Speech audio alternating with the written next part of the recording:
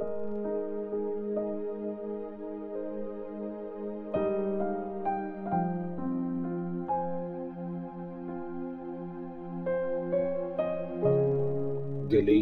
chapter 6.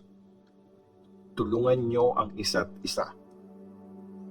Mga kapatid, kung meron sa inyong nakagawa ng kasalanan, kayo mismong ginaguide ng Holy Spirit ang dapat mag-correct sa Kanya. Pero gawin niyo yon sa gentle na paraan at mag-ingat kayo kasi baka kayo naman ang matuksong magkasala. Magtulungan kayo sa mga problema nyo.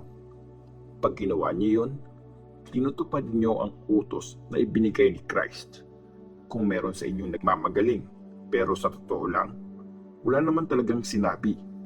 Niloloko niya lang ang sarili niya. Dapat i-test ng bawat isa ang ginagawa niya. Kung mabuti yun, dapat lang na matuwa siya. Huwag niyo nang i-compare ang mga ginagawa niyo sa iba. Kasi may kanya-kanya tayong responsibilidad na dapat gawin.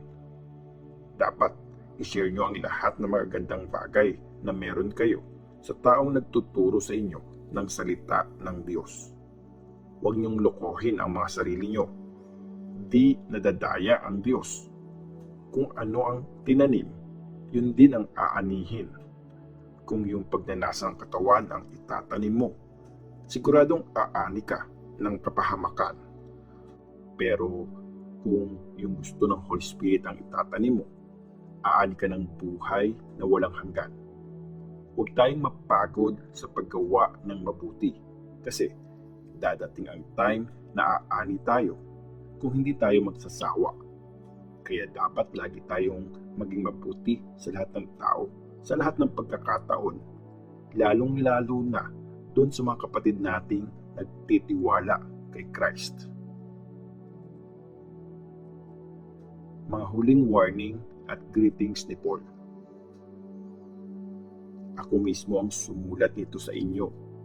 Tingnan nyo, ang laki ng pagkakasulat ko dito. Yung mga taong pinipilit kayong magpatuli, nagyayabang lang sila. Ginagawa nila yon para di sila ma-persecute pag nag-preach sila tungkol sa pagkamatay ni Christ sa krus. Kahit nga yung mga nagpatuli, di naman talaga nila sinusunod ang Jewish law. Gusto lang nilang magyabang na nagpatuli din kayo gaya nila. Pero para sa akin, isang bagay lang ang ipagmamalaki ko. At yun ay ang kamatayan ng Panginoon nating si Jesus Christ sa krus.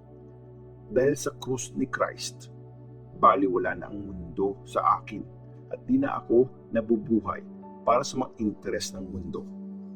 Di na mahalaga kung tinuli ka o hindi.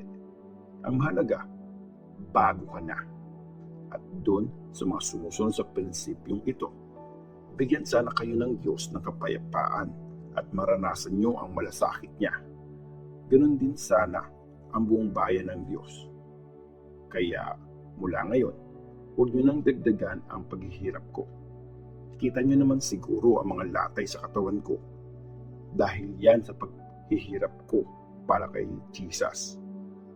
Mga kapatid, sana maranasan nyo ang sobrang kabaitan ng Panginoon nating si Jesus Christ.